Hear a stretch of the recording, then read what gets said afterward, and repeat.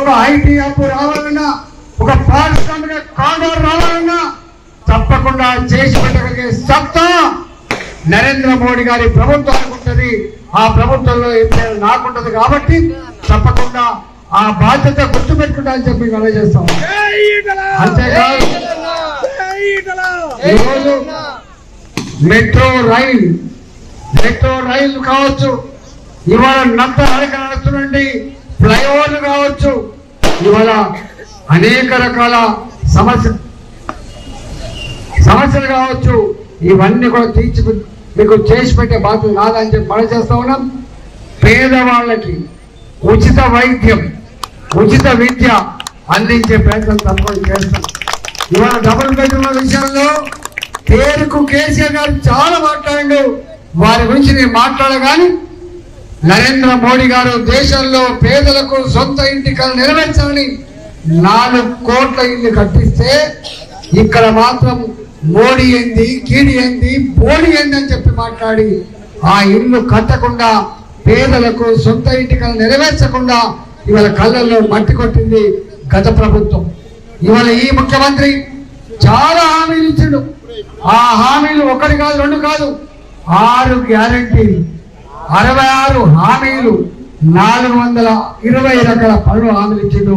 మరి మీకు గుర్తుండే లేదో తెలియదు కానీ ఇవాళ ఒక్కటి వచ్చింది, బస్సులలో ఉచిత ప్రయాణం మాత్రమే వచ్చింది తప్ప ఏ ఒక్క సమస్య కూడా పరిష్కారం కాలేదు. ఇవాళ ఎప్పుడో కొనుక్కున్న బాజాప్తా కొనుక్కున్న భూములు ఇవి, రెక్కల కష్టంతో కొనుక్కున్న భూములు ఇవి. ఆనాడు లేఅవుట్ చేసిన అడగలే, ఆనాడు పర్మిషన్ ఇచ్చిన అడగలే, ఇల్లు కట్టుకొని ఉంటున్నటువంటి ఇప్పుడు పేదలకి ఇవి వక్ఫ్ భూములని చెప్పి కంటి మీద కొనుగోలు లేకుండా చేసినటువంటి దుర్మార్గ ప్రభుత్వం మీద మీరు ఇందిరా పార్క్ దగ్గర ధర్నా చేసినాడు. నేను మీకు అండగా వచ్చిన రేపు మీరు ఇచ్చే అధికారంతో దీని మీద యుద్ధం చేస్తే తప్ప వదిలిపెట్టే ప్రసక్తి లేదు. నాలాంటి వారి గురించి మీకు తెలుసు. ఎవరైతే భంగపడరో, బాధపడతారో, ఎవరికైతే అన్యాయం జరుగుతుందో వాళ్ళ పక్షాన నిలబడి కొట్లాడే బిడ్డ ఈటల మీ వెంట ఉంటాడని చెప్పి మనం చేస్తాం. ఇవాళ అంతేకాదు ఇప్పటిదాకా చెప్పినట్టుగా మీ ప్రతి మహిళకి నెలకు 2500 రూపాయలు 6 నెలలు అవుతుంది ఇవ్వకుండా ఇస్తా అని చెప్పినా లేదా? ఇచ్చిన 2500 రూపాయలు ఇవ్వకుండా 6 నెలలు గడిచింది. 2000 రూపాయల పెన్షన్ జాగలో 4000 ఇస్తా అని చెప్పిండు. ఇచ్చిన 4000 పెన్షన్ జాగలో 6000 ఇస్తా అని చెప్పిండు. వికలాంగులకు ఇచ్చిండా?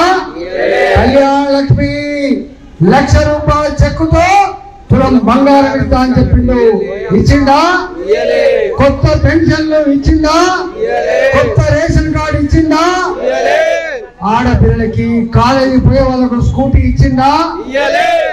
మరి ఏ ముఖం పెట్టుకొని మన వాళ్ళ కట్టుకు మళ్ళీ కాంగ్రెస్ వాళ్ళు వస్తారు?